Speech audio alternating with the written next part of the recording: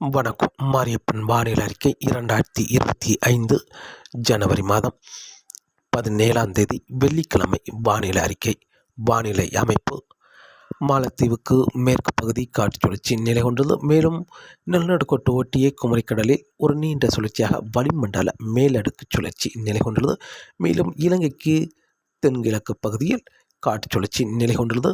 இந்த நிகழ்வு நாளை ஜனவரி 18ஆம் தேதி மேலும் மேற்கு நகர்ந்து இலங்கைக்கு தென்கிழக்கில் மிக நெருக்கமாக நிலை கொண்டு தமிழகத்தில் நாளை ஜனவரி 18ஆம் தேதி மாலைக்கு பிறகு மழை கொடுக்கும் விதமாக அமையும் என்றும் எதிர்பார்க்கப்படுகிறது. இந்த நிகழ்வால் ஜனவரி 18, 19, 20 தேதிகளில் தமிழகத்தில் ஒரு பரவலான மழைப்பொழிவு கொடுத்து நிகழ்வு குமரிக்கடல் வந்த பிறகு மெல்ல நகரம் நிகழ்வாக நிலநடுக்கோட்டு ஒட்டியே மேற்கு நோக்கி பயணிக்க வாய்ப்புள்ளது.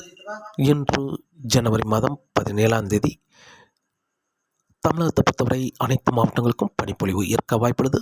பகல் நேரங்களில் வெயில் வந்த பிறகு மேகங்கள் மதிய நேரங்கள் சூழ்ந்தாலும் மழைக்கு ஏதும் வாய்ப்பில்லை. கருமேகங்கள் தமிழகத்தில் அனைத்து மாவட்டங்களுக்கும் கருமேகங்கள் சூழ்ந்தாலும் மழைக்கு ஏதும் வாய்ப்பு இல்லை. நாளை ஜனவரி 18ஆம் தேதியும் இரவு நேரங்களில் அனைத்து மாவட்டங்களுக்கும் பனிப்பொழிவு இருக்க வாய்ப்புள்ளது. பகல் நேரங்களில் படிப்படியாக மேகம் சூழ்ந்து மாலைக்கு பிறகு கடலோர மாவட்டங்கள் மேலும் அதனையொட்டியுள்ள உள் மாவட்டங்கள் தென் மாவட்டங்களுக்கும் அங்கங்கே மழை கிடைக்க வாய்ப்புள்ளது. நாளை ஜனவரி 18ஆம் தேதி கடலோர மாவட்டங்கள் அதனை ஒட்டியுள்ள உள் மாவட்டங்கள் டெல்டா மாவட்டங்களுக்கும் கடலோர மாவட்டங்கள் உள் மாவட்டங்களுக்கும் மழை கிடைக்க வாய்ப்புள்ளது. தென் மாவட்டங்களுக்கும் அங்கங்கே மாலை நேரங்களில் மழை கிடைக்க வாய்ப்புள்ளது. ஒரு சில இடங்களில் கனமழையாகவும் பெரும்பாலான இடங்களில் லேசான முதல் மிதமான மழையாகவும் மிதமான முதல் சற்று கனமழையாகவும் ஓரிரு இடங்கள் கனமழை.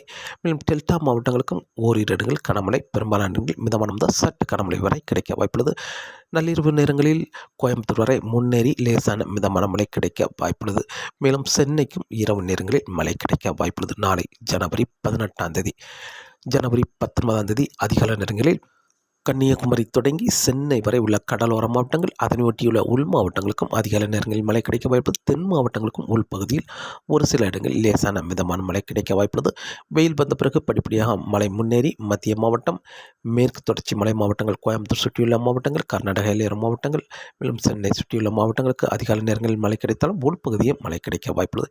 ஜனவரி 19ஆம் தேதி தமிழகத்தில் அனைத்து மாவட்டங்களுக்கும் மழை கிடைக்க வாய்ப்புள்ளது. தென் மாவட்டங்களுக்கு ஒரு சில இடங்களில் கனமழையாகவும் பெரும்பாலான இடங்களில் தமிழகத்தில் மிதமான மழையாகவும் ஒரு இரு இடங்களில் மிதமான முதல் சற்று கனமழை வரை கிடைக்க வாய்ப்புள்ளது. கோயம்புத்தூர் சுற்றியுள்ள மாவட்டங்களுக்கு லேசான முதல் மிதமான மழையாகவும் ஒரு இரு இடங்களில் மிதமான முதல் சற்று கனமழை வரை கிடைக்க வாய்ப்புள்ளது. அதாவது 5 சென்டிமீட்டருக்கு கீழ் தான் மழை கிடைக்க வாய்ப்புள்ளது. பெரிய மழை எதிர்பார்க்க வேண்டாம். கோயம்புத்தூர் சுற்றியுள்ள மாவட்டங்களை பொறுத்தவரை 2024, 2025 பருவமழை புறக்கணித்தது என்று சொல்லலாம். பெரிய மழை கொடுக்க வாய்ப்பில்லை. வரக்கூடிய நாட்களில் பெரிய மழை கொடுக்க வாய்ப்பில்லை. ஜனவரி 18 இரவும் ஜனவரி 19ஆம் தேதியும் மழை லேசான முதல் மிதமான மழை மட்டுமே கொடுக்கும் அளவுக்கு மழை கிடைக்க வாய்ப்புள்ளது. ஓர் இரு இடங்களில் மட்டுமே மிதமான முதல் சற்று கனமழை வரை கிடைக்க வாய்ப்புள்ளது. கோயம்புத்தூர் சுற்றியுள்ள மாவட்டங்களை பொறுத்தவரை ஜனவரி 20ஆம் தேதி தமிழகத்தில் டெல்டா மாவட்டங்கள், மத்திய மாவட்டங்கள் மேலும் கோயம்புத்தூர் சுற்றியுள்ள மாவட்டங்களுக்கு ஒரு இரு இடங்களில் மட்டுமே மழை கிடைக்கும் என்றும் எதிர்பார்க்கப்படுகிறது. தென் மாவட்டங்களுக்கு கூடுதலான பரப்பில் மழை கிடைக்க வாய்ப்புள்ளது. ஜனவரி 20ஆம் தேதியை பொறுத்தவரை சென்னை சுற்றியுள்ள மாவட்டங்களை முற்றிலுமாக ஒதுக்க வாய்ப்புள்ளது. ஜனவரி 20ஆம் தேதி ஜனவரி 21ஆம் தேதி தமிழகத்தில் பெரிதாக மழைக்கு ஏதும் வாய்ப்பில்லை. நிகழ்வு நிலநடுக்கோட்டு ஒட்டி நிலை கொண்டிருக்கும் என்பதால் கிழக்கு காற்று தமிழகத்தில் கிடைக்க வாய்ப்பில்லை, முன்னேறி வர வாய்ப்பில்லை.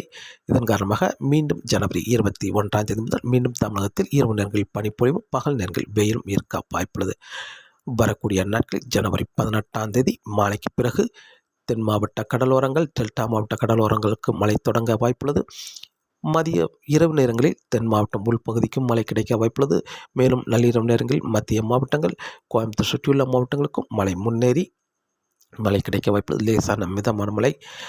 மேலும் ஜனவரி 19ஆம் தேதி தமிழகத்தில் அனைத்து மாவட்டங்களுக்கும் மழை கிடைக்க வாய்ப்புள்ளது. அதிகாலை நேரங்களில் கன்னியாகுமரி தொடங்கி சென்னை வரை உள்ள கடலோர மாவட்டங்கள் அதனை ஒட்டியுள்ள உள் மாவட்டங்கள் தென் மாவட்டங்களுக்கும் உள்பகுதி மழை கிடைக்க வாய்ப்புள்ளது. ஜனவரி 19ஆம் தேதி அதிகாலை நேரங்களில் வெயில் வந்த பிறகு மத்திய மாவட்டங்கள் மேலும் கோயம்புத்தூர் சுற்றியுள்ள மாவட்டங்களுக்கும் படிப்படியாக மழை அதிகரித்து லேசான மிதமான மழையாக பெரும்பாலான இடங்களில் மழை கிடைக்க வாய்ப்புள்ளது. மிதமான முதல் சற்று கனமழையாகவும் ஓரிரு இடங்களில் கனமழையாகவும் கிடைக்க வாய்ப்புள்ளது. ஜனவரி 19ஆம் தேதி ஜனவரி 20ஆம் தேதியும் தமிழகத்தில் மழை தொடர வாய்ப்புள்ளது.